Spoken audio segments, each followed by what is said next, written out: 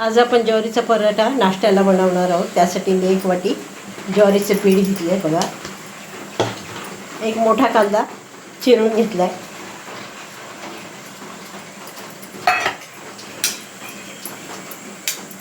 बघा ही चटणी, 4 हिरव्या मिरच्या, 8-9 लसणाच्या पाकळ्या आणि थोडंसं मीठ घातले, ते पण यात टाकते।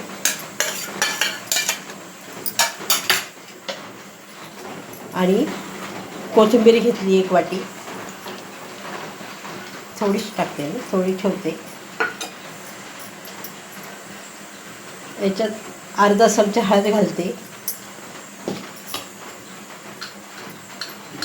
थोडं मीठ घालते कारण चटणीमध्ये मी मीठ घातलं होतं वाटताना। आणि 1 बारीक चमचा लाल तिखट घालते आणि 1 चमचा तेल घालते आणि हे मळून घेते।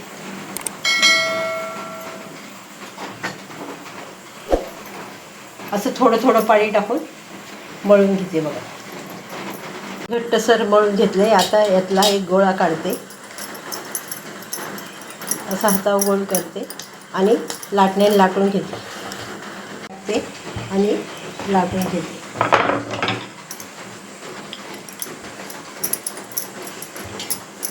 बघा सुकं पीठ टाकून मी लाटून घेतलं।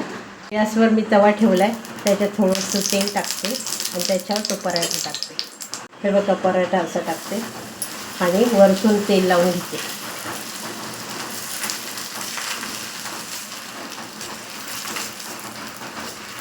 आणि पलटी करून घेते।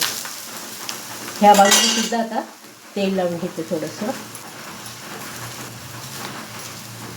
दोन्ही बाजूने चांगला शेकलाय, तर मी काढून घेते आणि दुसरी पण अशीच करून घेते। अशा प्रकारे मी ज्वारीचे पराठे बनवून घेतलेत। हे मंद आचेवरच, गॅसच्या मंद आचेवर शेकले आहेत, चांगले खरपूस भाजलेत। रेसिपी आवडली असेल तर लाईक करा, शेअर करा, सबस्क्राईब करा। धन्यवाद।